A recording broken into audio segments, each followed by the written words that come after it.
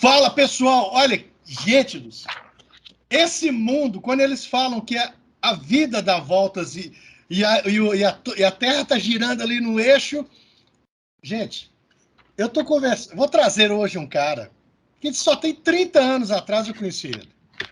E nesse mundo, corre para um lado aquela questão, então a gente meio se desencontrou e reencontramos hoje, né, virtualmente, mas em muito breve a gente vai se reencontrar pessoalmente. Gente, Paulo Werner, do Cipfani, do grupo ufológico Cipfani, também diretor, hoje é presidente, dono, o cara tá violento, da revista OVNI Pesquisa, a gente vai falar um pouquinho sobre isso aqui, e também, vocês já conhecem ele por causa da Rádio Cast 98, falando sobre temas ufológicos.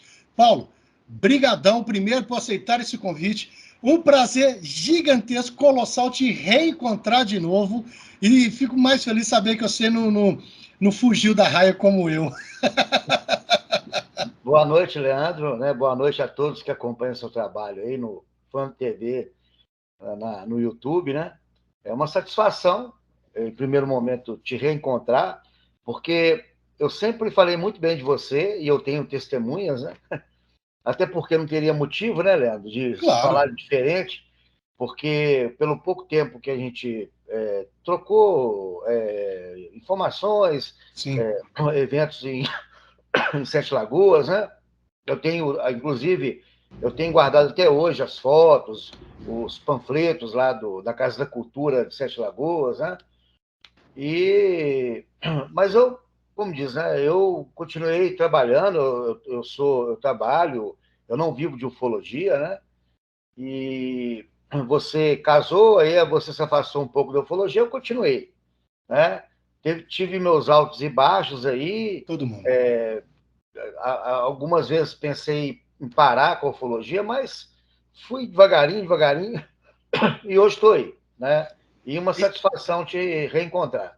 Cara, eu falo assim que é engraçado que quando eu consegui seu contato de novo, eu fui conversar, primeiro eu conversei, o Leandro e tal, aí eu já coloquei meu coisa. Para quem não sabe, gente, há muitos anos atrás, eu tinha um grupo de estudos ufológicos, GEUS, né, na cidade de Sete Lagoas. E uma das pessoas que mais apoiou o GEUS era o Cifani, porque não sei como é que tá hoje, mas assim, é um meiozinho meio complicado, tem muito ego, né, nessa coisa, tem muito ego, mas assim, Cifani sempre foi um cara, o Paulo sempre me falava, orientava assim, Leandro, segue as premissas da ciência, porque toda hora, na época tava no auge, era o quê? O chupa-cabras, né, o Paulo? Foi mais ou menos essa época aí. Tudo que era bicho que aparecia morto era chupa-cabras. Então, assim, foi um período muito legal, eu estudei muito tempo isso, e depois eu acabei meio que afastando de grupos, mas continuei muito ligado no assunto e sempre fazendo aí uma pesquisa. E você que está nos assistindo, gente, porque eu sei, é o seguinte, falar sobre ufologia é um estigma, né, Paulo? Tem muita gente que tem vergonha, tem muita gente que... A gente vai falar um pouco sobre isso mais para frente, mas é um assunto muito sério, porque tem os fanfarrões, tem os charlatões, tem. Qualquer área tem isso. Qualquer área, né? Qualquer área. Mas eu vou falar o seguinte, se tem alguém que eu recomendo e fala assim, gente, pode ir de olhos fechados, vai no evento desse cara, é do Paulo, porque sempre foi um cara muito, muito sério, sempre foi um cara que nunca foi... brilhava, tudo que brilhava era disco voador, né, Paulo? A gente falava que era um evento, vamos estudar para saber o que era aquela coisa lá. E agora, dia 20 a 22 de outubro, na cidade de Betim, no shopping, só esqueci o nome daquele shopping. Shopping Monte Carmo. No Shopping Monte Carmo. Aqui já está aqui para vocês, na descrição aqui embaixo, o link para fazer a inscrição para o congresso. Se eu não estiver equivocado, entrada gratuita? Na sexta-feira, no primeiro dia, né, vai ter uma palestra da Queline, que vai vir do Pará. Ela é advogada, uma das profundas conhecedoras da Operação Prato, e ela vai fazer uma palestra acompanhada de um documentário, a exibição de um documentário sobre a Operação Prato. E nós vamos ali, na sexta-feira também, fazer uma pequena apresentação de todos os palestrantes, falar o que vai ser no sábado e no domingo. Vai ser só um aperitivo, né? Na sexta-feira, a entrada gratuita, e no sábado e domingo, aí vão ser as palestras com o Albert, Eduardo, eu, o Pacatini, Vitório Pacatini. Voltou, né, cara? Ele estava um tempo, estava afastado, né? Vai ter a presença do Edson Boaventura, de São Paulo, o Antônio Faleiro, o mestre Antônio Faleiro do Folclore, e que vai ser homenageado no evento. E vai ter a presença também da Kátia e da Liliane, uma das duas testemunhas do caso Varginha. A Valquíria ia vir, só que por motivos profissionais ela não vai conseguir estar presente. Então, se ela viesse, seriam as 3 completas, né? Uhum. Mas, de qualquer forma, vai ser interessante. Vai ser a primeira vez que elas vêm até aqui, né? Vou colocar em Belo Horizonte, porque Betim... região metropolitana. Coisa, né? É. Então, Betim, daqui na minha casa, lá no shopping, é 10 quilômetros, né? E já é Betim.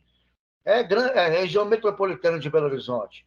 Vai ser a oportunidade de conhecer pessoalmente as 2 testemunhas que viram a criatura, né? Eu não digo que foi um ser alienígena, porque até que se prove o contrário, elas viram uma criatura estranha. Né? O caso Varginha é aquilo que eu sempre falei, o Leandro talvez lembre disso, da época do UFO News, que era o informativo que eu fazia, eu sempre teci muitas críticas ao caso Varginha. Não que eu não acredite no caso Varginha, mas eu sempre acho que tem muitas falhas ali, muitos buracos. Né? Mas, voltando ao Congresso, então, eu acho que vai ser a oportunidade de quem mora em Belo Horizonte conhecer de perto, né, o Edson Boaventura, o Albert, o Antônio Faleiro, e o evento vai ser muito dinâmico, vai ter também a exibição do documentário A Explosão no Céu do OVNI de Ubatuba, pesquisado pelo Edson Boaventura, né? E ele vai trazer também os fragmentos desse OVNI que explodiu na praia de Ubatuba, que foi recolhido pelos militares. Ele vai trazer esses fragmentos para as pessoas verem, né, fotografar. E vai ter também lá sorteio de revistas, vai ter venda de produtos. E você, Leandro, você está intimado, sei que a sua agenda me fala, é concorrida, mas se der você pelo menos ir lá no sábado, no domingo, vou passar. Pelo menos para dar um oi, você. Primeiro, vai ser um prazer te reencontrar pessoalmente, né? E aparece lá para você prestigiar o nosso evento. O Rebran, que inclusive não pôde chegar até agora, ele está com uma situação particular hoje. Ele sim está desesperado, Paulo, porque ele não está participando aqui conosco. Você pode ter certeza que sexta, sábado, domingo ele deve estar lá. Tá? Que bom. Isso aí a gente vai sim, com certeza, vamos pegar uma agenda, a gente espreme e consegue acontecer. Então, quer dizer, temos então o Congresso, fica o convite, é muito importante, porque é o seguinte, não só você, porque você está assistindo aqui, tem gente no Brasil inteiro que assiste, o internacional não vai conseguir chegar, mas Contagem está pertinho, BH está pertinho, Betim, quem nos assiste aqui, você tem gente ali, Sabará, Sazete, Santa Luzia, Sete Lagoas, que está todo mundo ali colado, está tudo ali na meiuca. Vai lá, que é uma questão muito importante. E o que é bacana para vocês, o que eu sempre falo é o seguinte, porque tem muita coisa que está vendo pela televisão, a gente vê muita coisa no YouTube. E a gente tem que saber separar o joio do trigo, né, Paulo? E lá, com certeza, sendo capitaneado pelo Paulo, lá vai ser um local que é uma discussão muito séria. Então, não vai ser aquela coisa lá de tipo de brincadeira, aquela coisa. Então, se você tem a curiosidade sobre o tema e quer ver opiniões sérias de pessoas que continuam estudando muito, muito a fundo, é um grande momento para vocês irem, dia 20 a 22 de outubro, tá legal? A inscrição tá aqui, ó. É só entrar, fazer a inscrição, não perca essa oportunidade. Fiz a propaganda boa que merece, né, Paulo? Não podemos perder. É o primeiro evento da revista, né? Oficial, vai ser agora, né? E foi um convite do shopping. Que massa! Então, eles me ligaram, falaram, olha, Paulo, a gente gostaria de fazer aqui um evento, porque isso mostra, Leandro, que a ufologia, só para finalizar isso aí, eu sempre encarei a ufologia como ciência.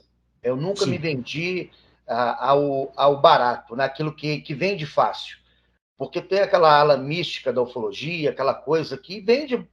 Se eu fizer, vende. Mas não, eu optei de fazer um trabalho sério. E tomei muita paulada durante todos esses anos, né? Eu sou um cara que poucas pessoas me convidam para congressos. Por quê? Porque eu falo a verdade. E quando a gente fala a verdade, a gente incomoda, né? E a ufologia, se você encara a ufologia como ciência, pula essa coisa misticoide, né? Ela perde um pouco do brilho, daquela coisa fantástica, né, que as pessoas pintam por aí. Só que a ufologia não é isso. A ufologia é um estudo sério e o nosso evento ele é estritamente científico. A revista Massa. é estritamente científica. Diferente de outros eventos aí que fazem uma mistura, chama xamã, chama ufólogo que vai falar sobre Chico Xavier. Nada contra, mas só que são linhas diferentes, né? Cada macaco no seu galho, e só que a revista OVNI Pesquisa ela tem a sua linha de pesquisa científica e a gente nunca vai sair um palmo desse trilho. Mas é importante, Paulo, acho que sim, uma coisa que a gente sempre deu muito bem. Eu estou aqui regulando só uma luminosidade aqui, que eu estou parecendo até cheio de luz aqui, igual mesmo vão falar que eu sou extraterrestre, né? Brincando aqui. Tem uma nave pousada perto de você. Deixa eu baixar mais um pouquinho. Ótimo. Aí é o seguinte, isso é importante que seja dito, porque eu tenho percebido isso também no YouTube, de uma forma geral. Há uma mistura de esoterismo, aquela questão toda, e uma coisa, desde quando eu te conheci, que você começou lá o Cip Funny, é que você sempre falava, vão primeiro investigar, vão primeiro saber se o que está acontecendo, para depois a gente dar o nosso parecer. E quando você começa a trazer questões esotéricas, mistura um pouco, nada contra esoterismo, nada contra qualquer coisa diferente, mas eu acredito que muito do que de repente atrapalha a ufologia, isso é uma opinião minha, é exatamente quando você começa a cruzar a fronteira da ciência. Então, por exemplo, a Operação Prato, para mim, é uma das mais fantásticas do Brasil, porque ali foram pessoas que estudaram tudo marcado, aquela questão toda ali, e tem muito pouco do esotérico ali misturado. Apesar que agora já tem algumas pessoas trazendo esse assunto um pouco meio mudado, né, Paulo? Não é legal. Eu cheguei agora, semana retrasada, de Belém do Pará. A gente fez a segunda expedição Operação Prato, né? A gente visitou lá várias comunidades que foram palco dos eventos da Operação Prato. Nós entrevistamos figuras icônicas da Operação Prato, como a Dona Carmen, a Aurora Fernandes, a Silva Mara, que estava desaparecida desde 1977. Nós conseguimos localizar, né? A primeira equipe de pesquisa do Brasil e do mundo a conseguir localizar a Silva Mara, fomos nós, e nós conseguimos descobrir outras testemunhas da época, que também foram atacadas pelas essas luzes, né? Então, assim, foi uma viagem muito cansativa, nós percorremos milhares e milhares de quilômetros, fizemos um especial, edição 17, sobre a Operação Prato, né?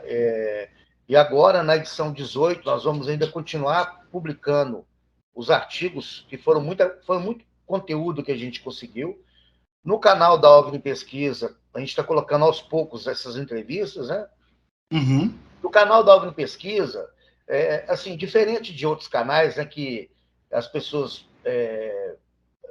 tipo assim, fica ali, às vezes, querendo ter um volume maior de conteúdo para conseguir verba, né, do YouTube, essas coisas. Eu praticamente, falo a verdade para você, Leandro, eu nunca me preocupei com isso, tanto que eu nem monetizei meu canal da OVNI Pesquisa. Nem monetizado ele é. Por quê? A gente não está preocupado com isso. Por enquanto, não, né? A nossa preocupação é fazer um material de qualidade, sério, e que leve para as pessoas que estão assistindo como é feito um trabalho de pesquisa, né? Então, assim, e tem a revista, que agora já está no número 17, indo para a edição número 18, que eu tive a ideia da criação da revista em 2018. Eu era consultor da revista UFO, então eu estava muito incomodado com a posição... Gevaer, né? Com o Gevaer, né? Teve um evento aqui em Belo Horizonte, em 2016, eu participei do evento e eu fiquei muito incomodado com o evento, porque, assim, eu vi coisas que me deixou, assim, triste, porque era uma viagem na maionese, sabe? O Marco Antônio Petit fazendo uma palestra sobre Marte, falando um monte de abobrinha, Mônica de Medeiros, uma misturada sabe, Eu falei assim, gente, sinceramente, eu não quero mais participar disso. Eu não quero ter o meu nome atrelado a isso. Olha, Leandro, é o seguinte, eu não ligo para dinheiro, eu não ligo para ser o melhor ou pior, eu sempre me pautei pela seriedade. E eu sempre estendi a mão a todos que me procuram. Eu acho que se uma pessoa falar mal do meu grupo de pesquisa ou da revista, é porque realmente ela não me conhece e também nunca me procurou. Porque o Cipifani, ele sempre ajudou vários grupos, vários. Né? O Geus foi um. Quer dizer, agora não vou nem lembrar, porque foi naquela década de 90 em que existiam vários e vários grupos. Né? E a OVNI Pesquisa mantém a mesma filosofia. Eu estou de portas abertas. Se a pessoa tem um trabalho bom, é só mandar que eu vou avaliar e publicar. Tanto é que nós já publicamos vários artigos aqui de convidados. Né? Então, eu decidi sair da revista UFO em 2016 e eu fui massacrado por isso. Até então, quando eu ia participar dos eventos da UFO, né, o Jevaer, que esteja em um bom lugar no momento, que nós tínhamos nossos atritos, né, mas eu gostava muito dele, ele sempre foi um bom amigo, né, mas eram divergências de pensamento. Né, ele que talvez levava a coisa para o outro lado. E quando eu falei que ia sair da UFO, da noite para o dia, eu passei do melhor pesquisador de campo do Brasil ao pior pesquisador do Brasil, né? De um dia para o outro. Mas, para mim, isso é irrelevante. E, conversando com o Albert Eduardo, da Ampeu, no centro de Belo Horizonte, eu falei assim, eu sempre trabalhei em revista, né, Leandro? Sim. Eu sou ilustrador, sou diagramador, sou escritor, sou jornalista, então, eu falei assim, poxa, eu vou fazer uma revista, eu vou encarar de fazer uma revista para poder, não para ser melhor ou pior que a UFO, ou para... Porque eu acho que tem espaço para todo mundo, a gente vive numa democracia. Por exemplo, se fosse pensar assim, só poderia ter um podcast. Existem milhares. Quantas revistas que falam de moda, que falam de cultura?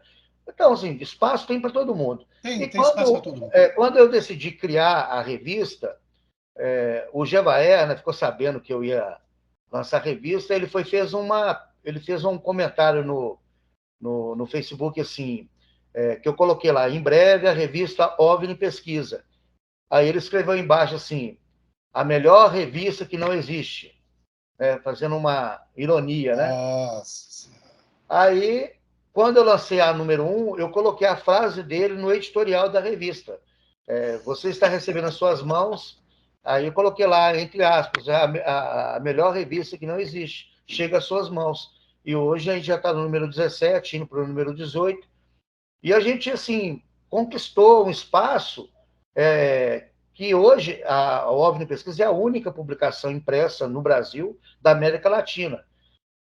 E quando as pessoas falam assim, você criou a OVNI Pesquisa para copiar a UFO, eu falo, não, meu amigo, vou falar uma coisa, não é concorrência. Concorrência, Leandro, é quando você faz uma coisa para copiar. Eu nunca ia copiar uma coisa que eu não gostava. E eu não gostava da linha editorial da UFO, então eu fiz uma coisa diferente.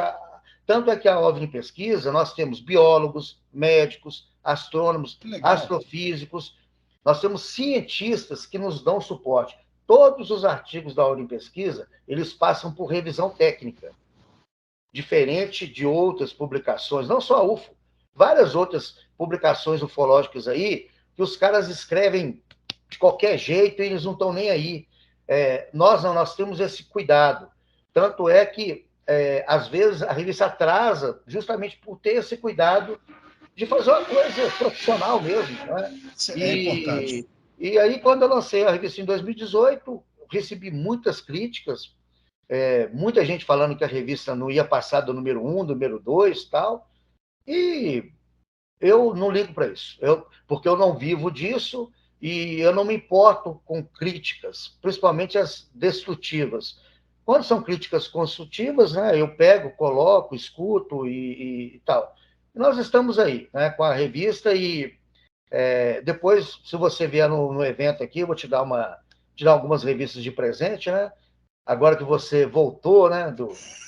Porque até então estava Eu estava abduzido, né? Eles estão falando que eu estava abduzido, voltei, né? Mas só para encerrar a coisa para você, né, continuar aí com seus questionamentos, eu sou um ufólogo que eu sou fora da curva, juntamente com o Albert, que quase ninguém me convida para eventos, porque porque eles não gostam daquilo que eu falo. Né? Eles gostam daqueles ufólogos que chegam lá e abraçam. Quer dizer, entra na turminha do Oba-Oba. Não.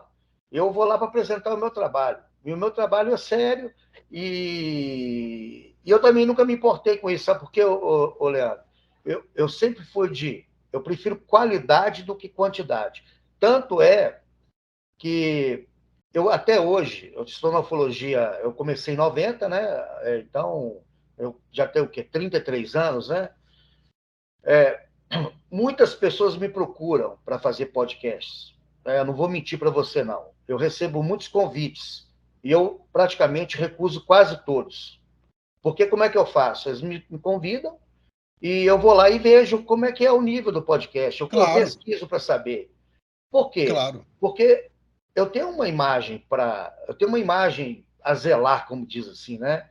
E eu não me vendo por dinheiro nenhum, eu não faço nada tipo assim, Paulo, vai lá participar desse evento, vai ser bom para você, você vai ganhar uma grana, mas se eu ver que é uma coisa que está fora da minha linha, eu não participo. E quando você me convidou, eu falei, poxa, o Leandro não tem questionamento, né?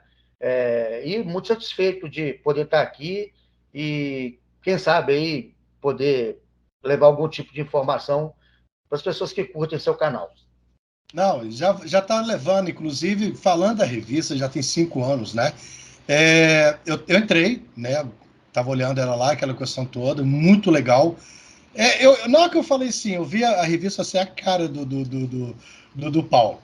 Investigativa, tal, aquela questão toda. Talvez vocês que não conhecem o Paulo, quando eu o conheci, eu me lembro que teve um caso que todo mundo estava falando que estava aparecendo um disco voador, um OVNI, ali próximo da região de Lafayette, naquela lagoa. É. É uma E luz misteriosa na isso, lagoa. é uma luz misteriosa, o pessoal estava num oba-oba tal, Paulo Passou foi no lá e investigou. Fantástico. Isso, aí Paulo foi lá e falou, não, isso é reflexo do poste. O povo ficou puto com ele, mas ele fez o certo. É, Se fosse uma pessoa que quisesse aparecer no Fantástico toda hora, era só falar, né, Paulo? é. Não, são luzes do além, aquela questão. E isso era uma coisa que estraga um pouco a ufologia, porque assim, a ciência, eu entendo que a ciência ela é baseada na verdade, doa quem doer. E nem sempre você vai ter uma resposta positiva. Às vezes você vai ter que falar que aquilo ali foi um erro, aquela questão toda. Quando a gente fala na sua revista, tem gente que está assistindo, no Brasil inteiro. A pessoa consegue assinar essa revista ou ela vai comprando por edição? Explique isso um pouquinho, porque é importante que uma coisa que você falou, eu acho que é a última, né? A única, que A está única. agora impressa. É. Hoje, a OVNI, assim, nós já tivemos assinatura. Só que a assinatura é uma. O que acontece, Leandro? A gente trabalha hoje num sistema de gráfica, porque no passado você só conseguia fazer uma revista, tipo assim, você vai imprimir 2.000, 3.000, 10.000, Uhum. e é tudo muito caro, né? Principalmente Era muito dinheiro. você imprimir uma revista, mandar para o Brasil todo. O que tem hoje no mercado? Hoje mudou muito essa parte de gráfica, né? É outro mundo. Eu descobri que tem gráfica que imprime sob demanda. Por exemplo, se você quiser fazer uma revista hoje e quiser imprimir 100 edições, você consegue. E tem editoras que fazem assim: você escreve um livro, coloca lá na plataforma. Se a pessoa comprou o livro, eles imprimem o livro e mandam para a Isso. pessoa. Então, coisas que não existiam no passado. Eu tenho os 8 livros exatamente nesse modelo. Então. Tá tudo lá, a pessoa compra, eles pagam e já manda direto para casa do coisa. Eu só recebo meus direitos autorais. Justamente, então. Aí o que eu fiz? Quando eu descobri isso, eu fiz a revista nesse sistema, mas pensando também nas pessoas, porque como a tiragem não seria muito grande, a gente não ia conseguir cobrir tudo. Então, o que eu fiz? Desde a edição número 1, ela tem a versão em PDF, desde a versão primeira. Coisa que nenhuma outra revista de ufologia fez, de ter a opção dela digital. Nós fizemos os dois. E um preço bem baixo. Tipo assim, agora que a gente aumentou os valores, até então era R$ 5 o PDF da revista, né? E então hoje a revista ela é impressa em São Paulo, né? Então a gente tem os associados, as pessoas associam a revista, elas pagam a mensalidade, e esse valor da mensalidade, eles nos ajudam a fazer viagens, pagar despesas de correio, porque a despesa que a gente tem, ela é muito alta, principalmente com o correio. E o que a gente consegue com as mensalidades não paga tudo também, não. Hoje nós temos, acho que 45 associados. Aí como é que funciona, Leandro? A pessoa associa, ela recebe acesso a toda a nossa documentação, tudo que a gente tem de livros, revistas, ela passa a ter acesso. E de 3 em 3 meses, ela recebe a revista em casa. E ela recebe um cordão com crachá, ela recebe um manual de pesquisa, para caso ela quiser ser um pesquisador de campo, ela recebe todas as informações, todo o suporte, né? Então, não temos assinatura, porque os preços da gráfica sempre oscilavam. Variação. Então, quando a gente tinha assinatura, chegava na última edição, a gente estava pagando para mandar a revista para a pessoa. Então, era prejuízo. E não compensa, né? Então, hoje, mas é tranquilo, a pessoa entra no site da revista, ela escolhe a edição que ela quer, ela compra cada edição separado, né? Então, ela não deixa de ler a revista de forma alguma, ou pelo PDF. A gente tem muitos leitores em outros países, Portugal, Austrália, Estados Unidos, que sempre estão comprando uma edição em PDF, por quê? É caro, né? Mandar daqui para a Austrália. Então, nós abraçamos tudo isso e está sendo positivo até o momento. Cara, bacana, eu fico vendo. É legal você trazer isso, porque é o seguinte, você se adaptou a uma realidade. E a gente não tem como fugir que existe uma realidade econômica do próprio país também que meio que aperta, né, o Paulo? Então, né? E além da revista, Cifane continua ainda com a sua linha investigativa. Você continua ainda fazendo trabalho de campo, recebendo, indo para algum evento ufológico ali para. Quando eu falo evento ufológico, gente, não estou falando congresso, não. Né? Então, de repente, alguém falou para o Paulo que lá no Serra de Cipó apareceu uma luz lá. Você ainda continua fazendo esse trabalho de campo ainda? Do mesmo formato que foi quando você me conheceu, eu e o Álvaro, nós continuamos fazendo essas diligências no interior, Serra do Cipó. A gente foi na Bahia, na Chapada Diamantina, pesquisar. Foi agora 2 vezes no Pará. Nós visitamos dezenas de comunidades. Ou seja, não paro. Estou sempre indo pesquisar em campo, porque essa é a minha origem. Eu não falo muito bem, eu concordo, eu escorrego lá e cá. Eu não sou uma pessoa que fala bem em público. O meu negócio é o seguinte, Leandro, o meu negócio é ir para campo, coletar informação e transformar esse conteúdo numa revista, em vídeo. Isso eu vou até fazer um elogio, eu sou bom nesse ponto. Eu sou aquela pessoa que vai lá, escava, tira a pedra bruta e leva para ser lapidado. Então, assim, eu faço um trabalho mais pesado.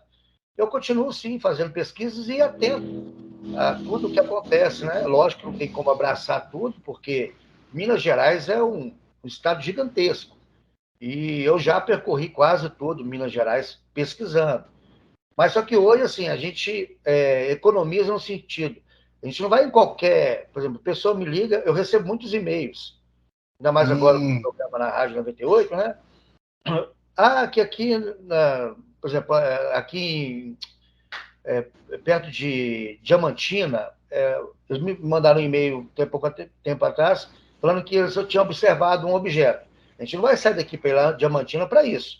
Se foi só observação, a pessoa manda um relato escrito. Agora, se é uma sucessão de eventos ou alguma coisa que a gente acha que vale a pena, aí a gente vai lá. Faz o locamento. Mas, assim, a gente faz a coisa assim porque é complicado. Primeiro que a gente não tem apoio. O apoio hoje que nós temos são dos associados, que com a verba das mensalidades dá para custear alguma coisa. A nossa meta é conseguir 100 associados para poder, assim, viajar o Brasil todo. E o conteúdo vai ser publicado na revista e no nosso canal da OVNI Pesquisa. Lá no Congresso vai ter um stand para pessoas que a gente está convidando a ir lá querer se associar? Sim, no site também a pessoa, lá tem todas as informações, porque assim, o interessante da associação é que nós temos um grupo no WhatsApp só dos associados, e lá é proibido, assim, eu proíbo, eu sou bravo, o pessoal tem medo de mim, eu proíbo qualquer tipo de brincadeira, de ficar postando, lá é o seguinte, é o grupo em que eu, o Edson e o Albert, a gente está sempre colocando informações que são relevantes, né? A mesma linha da revista. E a gente está sempre abastecendo de informações e fazendo com que as pessoas que são os associados, eles participem das pesquisas. Só para fechar essa parte aqui, desse grupo de associados, nós conhecemos o Neto da Bahia, que acabou participando com a gente de uma expedição lá. Que e massa. Também a Keline Borges, que entrou como sócia do grupo e depois participou com a gente de 2 expedições lá no Pará e vai vir agora para o Congresso. Ela passou de uma associada para uma consultora e uma das principais articulistas da revista. Então, quer dizer, a gente garimpando aí esses talentos que tem. A pessoa entra como sócio, mas se ela tiver um talento, ela ilustra bem, ou escreve, ou traduz alguma coisa, a gente faz com que ela participe da revista. E isso é bom, porque a pessoa, quando gosta, ela se sente útil. Assim, poxa, eu tô... E o nome de todos os associados sai na revista, em cada edição. Aí a pessoa, então, fica de ter o nome dela ali estampado, principalmente na edição passada, que foi a edição especial Operação Prato, que foi uma edição histórica. Então, que deu muito trabalho para fazer, mas ficou assim, um trabalho fenomenal, fenomenal. Foi, de tudo que eu já produzi até hoje, acho que foi o ápice. Né? E olha que a gente não colocou nessa edição especial nem 30% do que a gente conseguiu. Vamos falar rapidinho, mas não vou querer spoiler, não, vamos dar muito spoiler, não, porque a Operação Prato, eu acredito que quem está nos assistindo, pelo amor de Deus, se não souber o que é Operação Prato, porque eu acho que é um dos assuntos que você fala, a ufologia brasileira aparece de cara, inclusive foi altamente estudada, inclusive pelos militares norte-americanos, ou seja, foi acompanhado por muita gente no mundo inteiro. O que você vê do que foi relatado lá atrás, que sempre chegava para a gente, e você indo em loco, você conseguiu se aproximar mais da confirmação, ou você achou caminhos um pouco diferentes, assim, digamos assim? Ô, Leandro, você fez uma pergunta aí, eu vou até te elogiar mais uma vez, porque essa pergunta que você fez aí, eu estava lá na Rádio 98, eu ia falar justamente isso aí que eu vou te responder agora. Acabou que não teve tempo e eu não falei. Quando eu comecei na ufologia, então eu comecei lendo a Revista Planeta e tal, e quando eu tive acesso à Operação Prato, eu li aquilo e falava assim, poxa, aquilo parecia roteiro de filme. De tão surreal que era. E aí eu via lá na revista, né, nos jornais lá, foto das pessoas que foram atacadas pelas luzes, né?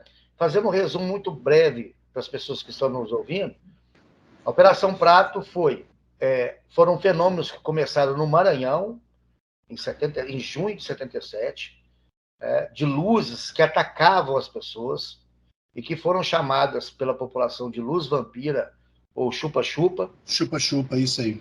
Eram naves muito luminosas e que elas atacavam durante a noite. Todas aquelas comunidades ali, ribeirinhas, né? Então, esse fenômeno migrou do Maranhão para o Pará, depois para o Amazonas, né? Posteriormente.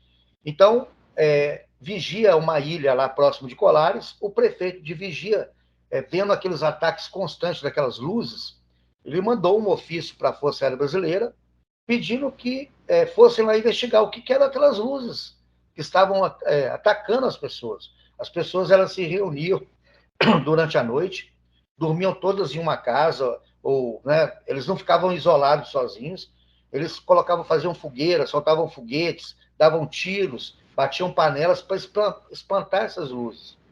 E teve várias mortes provocadas por essas luzes, e várias pessoas que foram atingidas por essa luz e que tiveram sangue extraído. Por isso, o termo luz vampira ou chupa-chupa. O chupa-chupa. Aí a Força Aérea Brasileira, sediada no 1º Comar, lá de Belém, instaurou uma equipe para investigar esses fenômenos, comandados pelo capitão Wirangê Holanda, que faleceu em 97, né? Ele, com a sua equipe, eles ficaram 3 a 4 meses em Colares, fotografando, filmando tudo e produzindo um documento oficial que hoje, no site da OVNI Pesquisa, quem quiser tem lá, pode baixar esses documentos oficiais, né? Foram liberadas algumas fotos e nenhum dos filmes foram liberados. Inclusive, a própria Força, a FAB, né?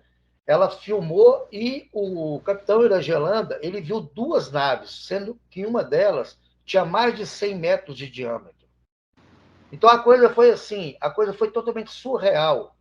Foi uma coisa única no mundo. Foi a primeira vez que um governo pesquisou de forma oficial um fenômeno OVNI e com produção de um relatório oficial. Então, quando eu tive acesso a tudo isso, eu falei assim, poxa, que coisa fantástica. Quando a gente foi lá agora, em maio, e voltou agora em setembro, olha, quando eu cheguei em Colares, e eu falei assim, pô, eu estou aqui num lugar que faz parte da história da ufologia.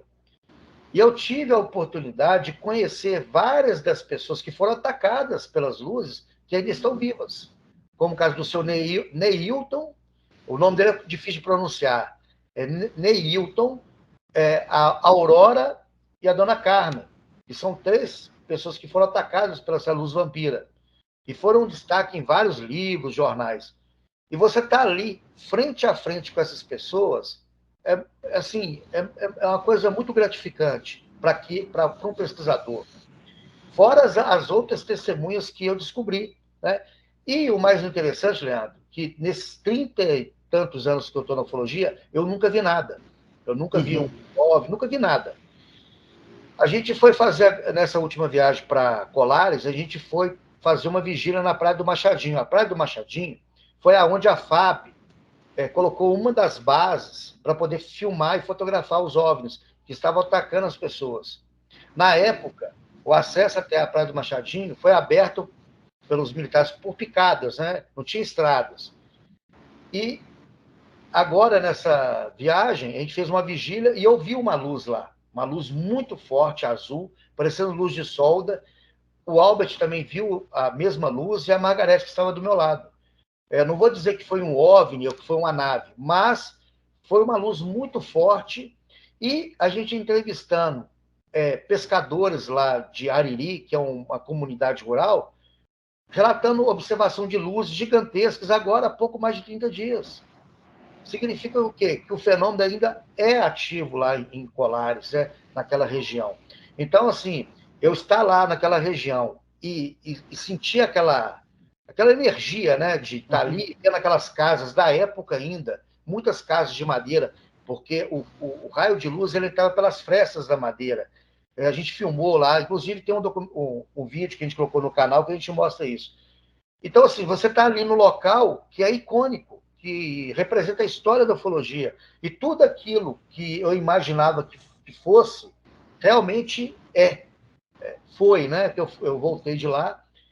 Fantástico. Eu acho que quem pesquisa ufologia é uma oportunidade única de ir lá e conhecer ainda essas testemunhas que ainda estão vivas. Né? É lógico que ainda tem outras que não foram descobertas, mas foi fantástico, né? Visitar esses locais é como o católico conheceu o Vaticano, né? Um paralelo, fazer uma Sim, analogia, sim, entendi. Uhum. mas eu acho que a Colares ali, aquela região, é a meca dos ufólogos, né? Para quem realmente deseja conhecer um pouco da história da ufologia e do evento mais importante que a ufologia teve até hoje. E engraçado que você colocou que você nunca tinha visto até então, né? Que era uma questão que todo mundo sempre te pergunta, por que você virou ufólogo? E isso eu já sabia, você nunca tinha visto. Lá você viu essa luz.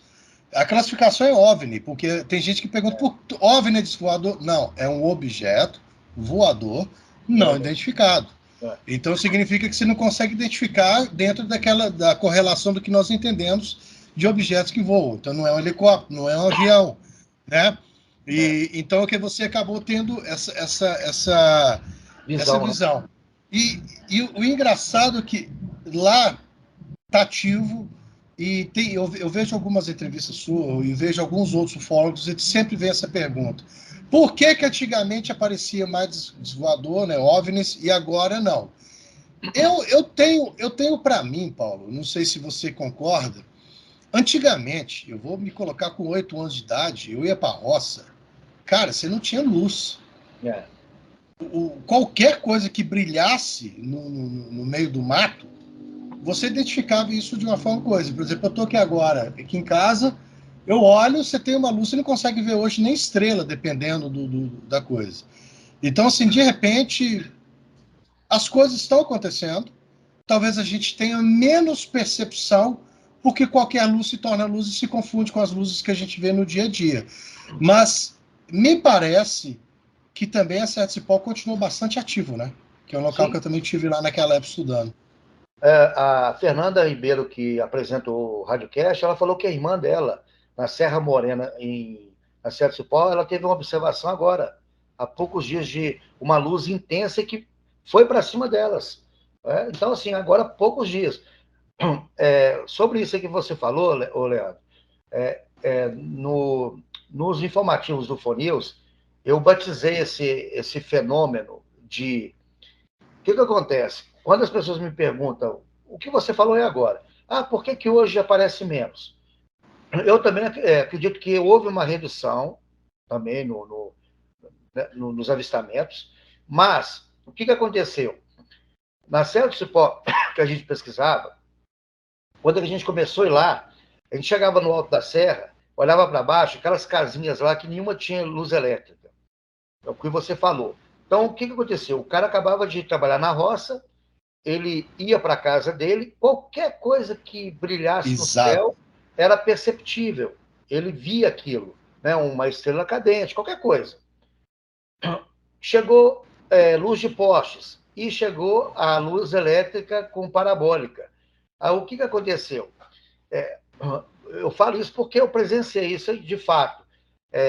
A gente chegava no vilarejo, juntava 30 pessoas numa janela de uma casinha humilde para ver a novela. Então, aí quando chegou a parabólica, que todo mundo começou a ter acesso à televisão, o caboclo, qual que era a rotina do caboclo? Ele saía da roça e ia para a casa dele.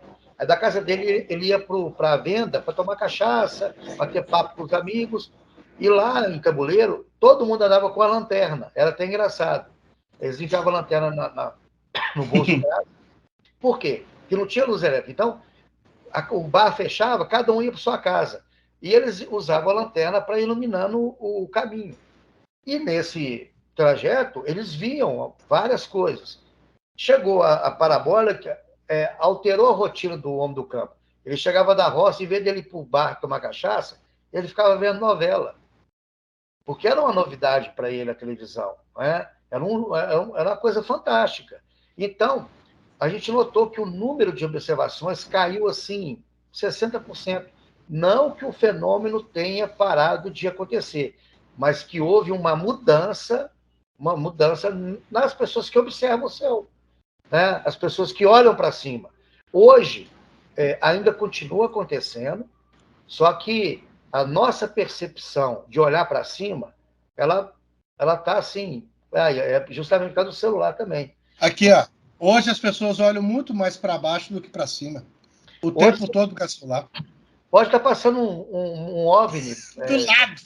Passando em cima de Belo Horizonte agora, não muito luminoso, né? Que aí também, mas um OVNI que praticamente quase ninguém ia perceber. Às vezes uma pessoa poderia até olhar, mas não daria atenção, achava que era avião, ou helicóptero, alguma coisa assim. Né? Por que o pessoal fala comigo assim, por que na zona rural aparece mais? Não é que aparece mais, é porque lá a percepção de alguma coisa no céu é maior. Aí você vê com mais clareza, né? Então, por isso que na zona rural tem mais registros. E outra coisa também, Leandro, só para fechar isso aí, eu vejo também, da mesma forma que nós somos a Lua, fizemos 6 missões para a Lua e depois paramos. Por que paramos? Porque atingiu-lhe um objetivo, analisou isso, aquilo outro, estrutura da Lua, atmosfera que, mesmo que tênue, existe, né? Solo, quer dizer, estudou tudo da Lua e era muito caro, né, enviar as missões. Parou. E agora estão voltando lá com a China, enviando sondas para a Lua, né, os rovers, né? Eu vejo os seres humanos, os alienígenas, da mesma forma que nós. Eles podem ter agido aqui na Terra em períodos de pesquisa, atuando em determinadas regiões, estudando ali, por exemplo, lá no Pará. Eles ficaram ali durante uns 6 meses ou um ano intensivo, coletando essas amostras biológicas, que era o sangue das pessoas, né? E depois que acabou ali aquela pesquisa, foram embora para outros locais, como os biólogos fazem quando vão estudar alguma espécie. Eles fazem armadilhas na floresta, eles coletam várias amostras de animais, microchipam aqueles animais, colocam anilhas para estudar comportamento de voo, migração. Ou seja, os alienígenas podem estar fazendo aqui na Terra o que nós, seres humanos, fazemos com os animais. Esse estudo de comportamento, de biologia, de fauna, flora e tudo mais. Né? E, então, por isso que há esses picos, né, de muitos avistamentos, né? Que a gente fala ondas ufológicas, né? Basicamente seria isso. É legal que você tenha a mesma percepção do que eu, mas assim, tem gente às vezes que faz esse tipo de pergunta e porque não entende o que é um estudo ufológico.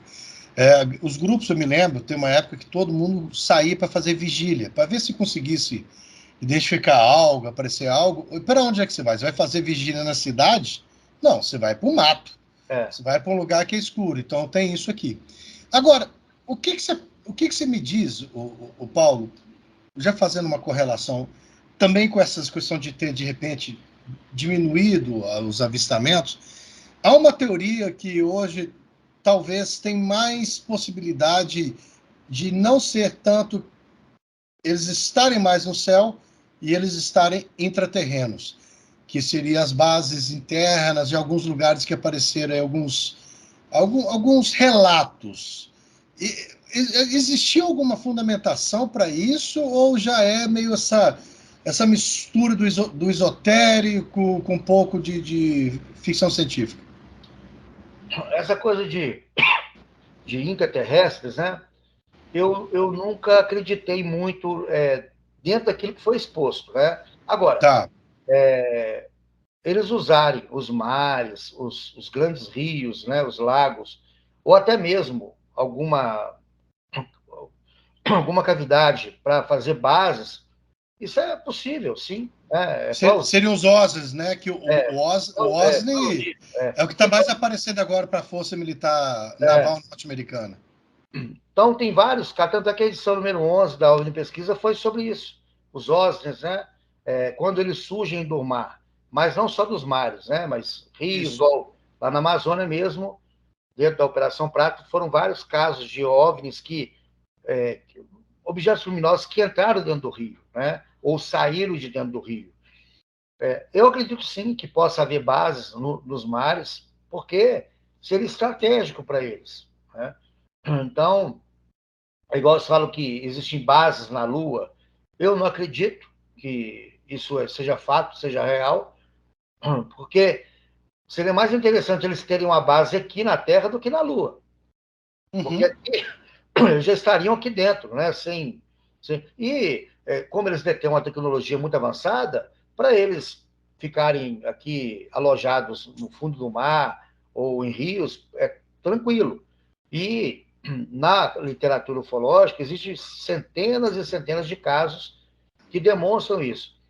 Essa coisa do intra... É porque é o seguinte, intraterrestre é diferente deles terem bases aqui. É porque eles entendem que o intraterrestre são seres que vivem no subsolo. Eu não acredito muito nisso, né? É uma coisa meio sem sentido. Da maneira como a ufologia mística ela apresenta isso. Mas, em termos de bases, pode ser que isso realmente seja fato, né? Mas até hoje, em termos assim, de evidências, não existe nada que comprove isso, sabe, Léo? Sim, O que tem aí na minha opinião, o que tem é tudo mentira, é tudo papo furado, né? Quando as pessoas falam assim, que lá na Bahia tem cavernas que as pessoas veem saindo luzes, sabe? Aí eles acham que só porque tem uma caverna saindo uma luz, eles acreditam que ali tem uma base. Não, essas luzes, elas são relatadas aqui em Minas Gerais, aqui em Mariana, no Brasil inteiro, que é conhecido como a Mãe do Ouro, né? Então, fogo fato, né? Independente de se tem base ou não tem base, elas são vistas no Brasil todo, né? Mas não se pode descartar isso, essas bases alienígenas. E é bacana a gente trazer isso para quem está assistindo aqui, porque é o seguinte, esse assunto dá para ficar uns 8 dias aqui de batendo papo aqui, fácil. Mas é legal trazer isso para um nível mais técnico da conversa, porque o que eu percebi? Toda hora alguém que chega, quando você fala que você é ligado nesse tema, que você gosta de discutir esse tema, a primeira pergunta que a pessoa fala assim, eu escuto isso assim meio dos últimos 5 anos. Esse ano vai ser o ano que os governos vão falar. Aí isso está sendo repetido todos os anos.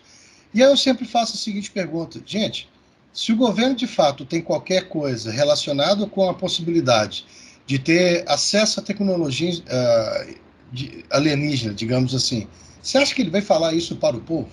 Especialmente na possibilidade de se utilizar isso como uma tecnologia bélica. Então, fica assim, as pessoas ficam, mas vai aparecer a verdade em uma hora. A verdade, ela está aí. A verdade, ela está aí para ser exatamente descoberta, mas ela tem que ser estudada. Ela também não pode aparecer, que vai aparecer seres que vão nos salvar dos problemas que a gente vive aqui. Então, é isso que você está falando, que a ufologia, ela deu uma cruzada, ela deu uma misturada com um pouco dessa parte mística, né? E isso tem atrapalhado um pouco. Porque para os místicos, a visão que eles têm desses seres é uma visão de proteção, de seres angelicais, de frota estelar, de não sei o que lá mais. Quer dizer, eles romantizam a coisa. E quem realmente pesquisa, que vai a campo, e que conhece a ufologia de verdade, sabe que não tem nada disso. O Uwe Brandt Aleixo, que foi o diretor do Cicoano, que faleceu em 2006, ele pesquisou mais de 1.500 casos na região da Serra do Cipó, na bacia do Rio das Velhas. Ele falou que mais de 90% dos casos que ele pesquisou, todos eles têm uma conotação agressiva. Você pega lá no Pará, praticamente todos os casos com conotação agressiva. Esses seres, eles são indiferentes à raça humana. Eles não estão nem aí para a gente. Tanto é que até hoje eles não deram a cara. Porque se fosse uma civilização que chegasse e falasse, poxa, vamos travar contato. Não. Eles estão nos acompanhando aí, talvez há milhares de anos. Eu não acredito que eles construíram pirâmides, nada disso. Isso é papo furado. Isso é construção humana. Eles podem ter influenciado, sim, criação de religiões, mitos, lendas, né? Folclore e tudo mais. Então, essa coisa de romantizar a ufologia, uma coisa que eu detesto, que eu detesto. Essa coisa de bonequinho de ET, de tentar infantilizar a coisa. A gente foi em Colares agora, eles encheram lá em Colares dos bonequinhos de ET, sabe? Coisa infantil. Totalmente fora de contexto, porque lá teve mortes provocadas por essas luzes. Pessoas que ficaram com problemas psicológicos. Mais de 2.000 pessoas fugiram de Colares quando tiveram os ataques. Então, aí eu sou contra essa coisa de transformar a ufologia numa coisa de brincadeira, uma coisa, sabe, de diversão. Então, assim, quando eu vejo qualquer coisa ligada na OVNI Pesquisa, a gente não tem uma linha sequer dentro dessa linha mística e nada que ligue humor, porque eu não consigo conceber na ufologia, por mais que eu sou chargista, eu tenho livros publicados de charge, cartoon, eu trabalho com humor, eu trabalhei para todos os jornais aqui de Belo Horizonte, e o pessoal me cobra, poxa, mas eu tenho várias charges sobre alienígenas, mas que eram publicadas em um jornal dentro do contexto político ou contexto social. Já me cobraram, por que você não coloca charges na revista OVNI Pesquisa? Eu falei, não, eu não misturo as coisas. Eu acho que a ufologia é muito séria e quem realmente conhece a ufologia sabe disso. Né? E são poucos no Brasil, tá, Leandro? Porque hoje no Brasil é assim, a pessoa vai lá, às vezes cria lá um podcast sobre ufologia, ela nunca na vida dela pesquisou nada, ela leu lá um livro ou 2 livros, ou nem leu nada, e ela passa a ter voz ativa como se fosse um ufólogo. Ufólogos no Brasil que se auto-intitula como pesquisadores de campo e que nunca pesquisaram nada. Eu não vou citar o nome aqui, mas tem um pesquisador aí bem conhecido que tem dezenas de livros publicados e ele nunca pesquisou um caso.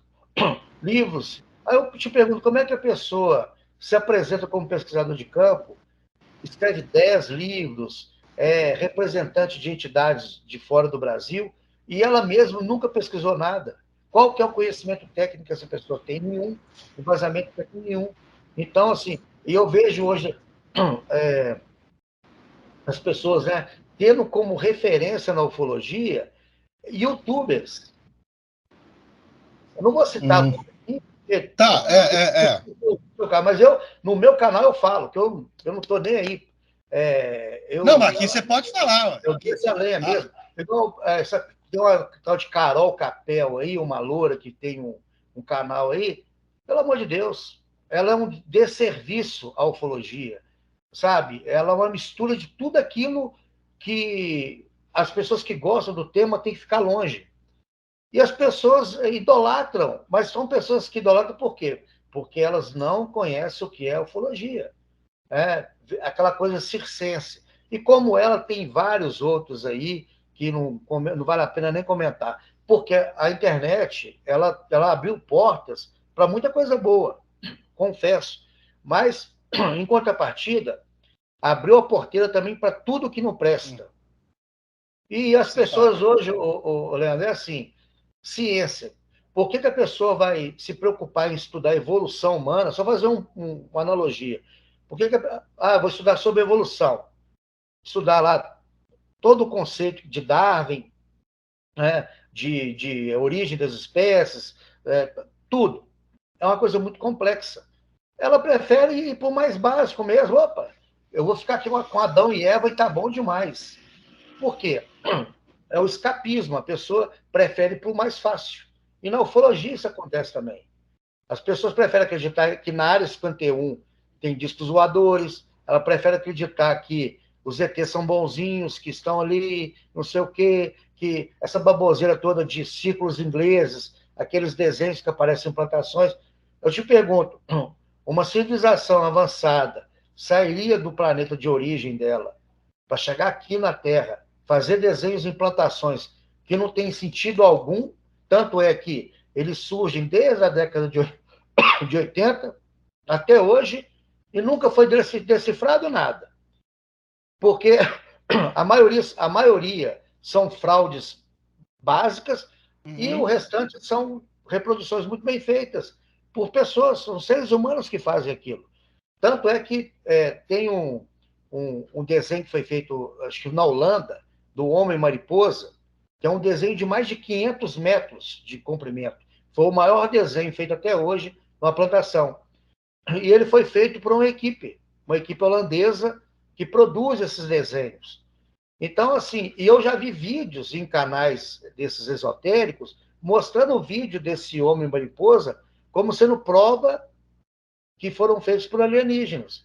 Então, assim, e quando você ainda vai lá e mostra para a pessoa que aquilo é fraude, ela ainda fica com raiva de você. Né? Não faz sentido. Só para fechar esse negócio dos ciclos ingleses, seria o mesmo que a NASA chegar no planeta, chegou no planeta aí, e lá tem vida inteligente, mas um pouco mais atrasada do que a nossa. Vamos supor que lá eles estão na era moderna do rádio deles, tipo 1930, a comparação de tecnologia. O que a NASA faria? Ela iria procurar saber quais eram os tipos de comunicação que eles possuem para tentar uma comunicação, ou a NASA ia lá procurar uma plantação e fazer um desenho, escrever lá assim, opa, nós somos o planeta Terra, estamos aqui. Ou empilhar pedras, né? Igual eles acreditam. Porque essas pedras foram empilhadas. Pô, tem idiotas aí que acreditam. Olha para você ver, naquele programa Alienígenas do Passado. Aquele grego, isso. Aquele lá, sinceramente, aquilo ali é zero esquerda. Eles acreditam o seguinte: eles sabem que essas grandes menires ou essas grandes obras do passado serviam de referência para as naves que vinham de outros planetas poderem navegar na Terra.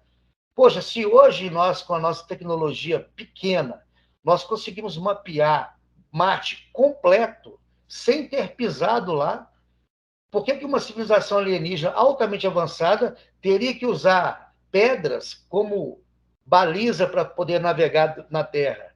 Então, assim, esse pessoal acha que a gente é idiota, né? Então, assim, alienígenas usando pedras deixadas por seres humanos para poder orientar. Aqui você vai para o Egito, não, aqui você vai para a América do Norte, América do Sul.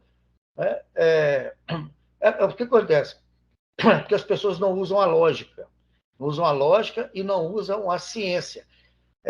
E o pessoal fica bravo comigo porque eu sou mestre para poder acabar com a alegria de algumas coisas.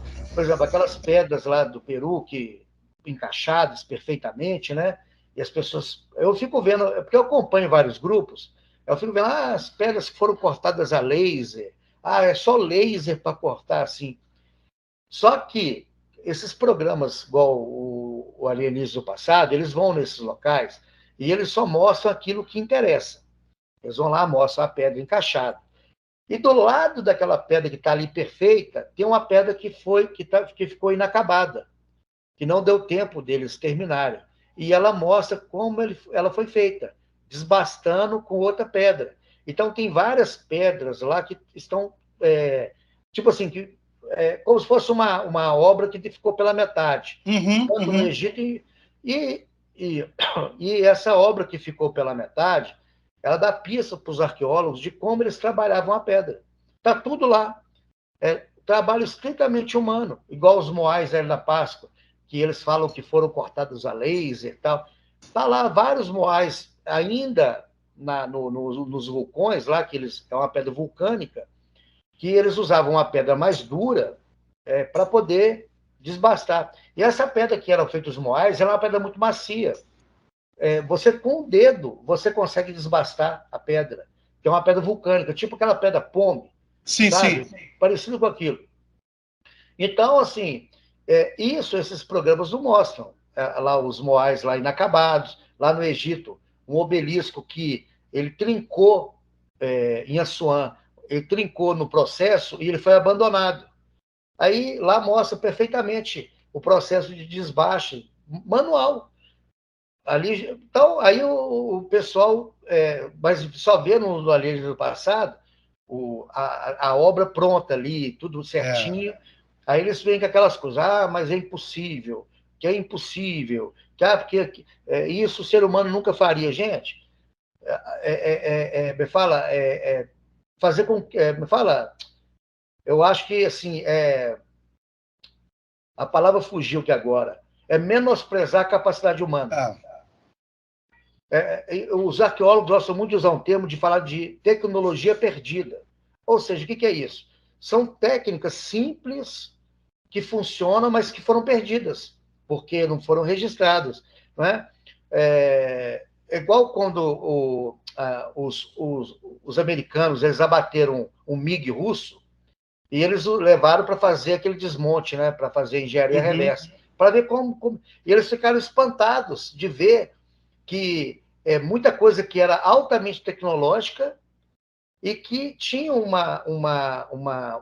trabalho muito simples feito pelos russos. Né? Eles conseguiram fazer uma coisa simples, mas que funcionava. Então, esses povos do passado partiam desse mesmo princípio. Eles tinham uma tecnologia que se perdeu e que nós ainda não descobrimos. Né? Basicamente, a teoria dos deuses, eram os deuses astronautas, seria isso. Os deuses, sim, eram astronautas, mas eles não eram consultores. Eles não eram serventes de pedreiro. Pode ter dado uma orientação, né? Ô, Paulo, cara, vai chegando no final aqui, porque é o seguinte, se deixar, eu vou ficar aqui até tarde aqui, vou te agarrar aí. Mas é o seguinte, tem uma coisa que você falou, e é bacana, eu vou deixar até como convite para quem gosta do assunto, que a maioria dos filmes que vem de Hollywood, quase todos, raríssimos, mostram um lado mais agressivo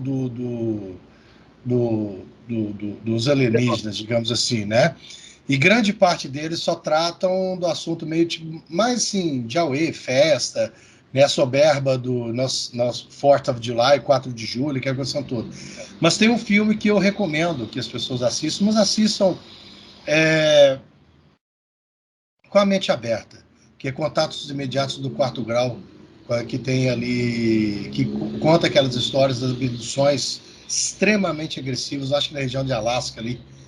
Então, ali é um filme que reflete mais ou menos o que você já deve ter deparado, porque existe uma corrente hoje dentro da ufologia, inclusive, que eles tratam da mesma forma que você fala. Nós somos, para eles, animais da mesma forma que a gente olha para o animal. A gente faz aprimoramento genético para melhoria do que vai ser abatido e utilizado. E por isso que eles não teriam muito link com a gente. Para a gente, nós somos experimentos e coisa. Isso também tem um grupo hoje que meio que já caiu para essa real já também, né? Sim. Um filme que eu, só para fechar também, para finalizar aí, que é um filme antigo, feito na década de 70, sem uso de computadores, né? Tudo efeitos especiais feitos na mão, mas que até hoje impressiona, e que o contexto dele é muito interessante, porque ele aborda muita coisa que continua acontecendo, e da forma como acontece na área rural, que é Contatos Imediatos do Terceiro Grau, do Spielberg. Do Spielberg. Por quê? Ele mostra como o fenômeno OVNI age. Ali, aqueles blackouts nas cidades, né? Carros sendo perseguidos naquelas estradas rurais, as pessoas tendo contato ali visual daquelas luzes. Então, assim, o filme ele consegue transmitir realmente a realidade do fenômeno OVNI, mesmo que o final ali, né, seja, não vou falar, eu não sei, hoje é spoiler, né? Na nossa época era diferente, né? Era acabar com a graça do pessoal.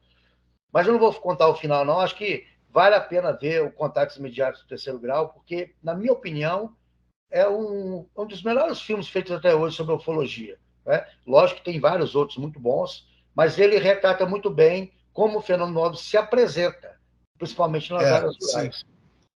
Gente, eu falo o seguinte, eu tenho que aproveitar que, antes de encerrar, eu não posso esquecer, agradecer os patrocinadores. Lobo Branco VIP tá aqui, gente, olha, entra aqui, compra aqui as roupas. Eu sei que a Lobo Branco VIP já mandou uma cantada para o Paulo para algumas coisas aí, quem sabe? Mais para frente. Lâminas.com também. Olha, entra aqui, vai no Instagram, vai conhecer o trabalho dos caras também. Mas mais do que nada, mais do que nunca, não esquecer, do dia 20 a 22 de outubro, Nós temos aí o congresso, aqui acontecendo em Betim, lá, ó, é pertinho, né? Para a gente que é de Minas, pertinho, um pulo que está ali. Vá aqui, ó, a inscrição, o link para a inscrição está aqui. Se você tiver qualquer dúvida, o link para a revista, né, OVNI Pesquisa também está aqui, está o Instagram, não deixe de participar, vai ser uma grande oportunidade para tratar do assunto de forma muito, muito séria. E agradecer, cara, Paulo, prazeraço de te ver de novo. É bom se reencontrar, a gente fala assim, é bom que quando nós somos pessoas do bem, a gente deixa boas recordações para trás, é um prazeraço te ver, vamos te arrumar um jeito de ir lá para te dar um abraço em persona lá. Agradecer imensamente por você ter participado, pelo carinho de você ter vindo aqui no nosso podcast aqui. O Rebran tá puto, desesperado, tá xingando lá na reunião que ele não pôde participar, mas já deixa o convite para o futuro, quando você precisar. Leandro, quero falar sobre um determinado assunto, podcast Me Caça Sua Casa, pode contar conosco aqui, tá legal? Manda um abraço para ele aí, e no próximo convite eu participarei com o maior prazer, né? Aí, como a gente já quebrou o gelo, né? A gente já pode partir para um tema, escolher um tema, né? Isso. Sobre um tema e ser mais produtivo também, porque acaba que hoje a gente falou coisas dispersas, né? Mas agradeço aí a oportunidade de você divulgar o nosso trabalho e espero a sua presença lá em Betim. Independente disso, vamos marcar para a gente encontrar novamente. E um abraço a todos aí. E siga o canal. Leandro é um cara especial, gente boa, como diz os mineiros, né? Gente fina. Beleza demais, gente. O Fan TV Podcast, cara, tá recebendo aqui Paulo Barak Werner, do CIP Fan, Revista OVNI Pesquisa, um dos ufólogos mais antigos que está ainda em movimento ainda, um cara que tem muito, olha, você vai escutar o cara também no audiocast da 98, eu acho que toda semana você está lá, né, Paulo? Toda terça-feira, a partir das 15 horas, né?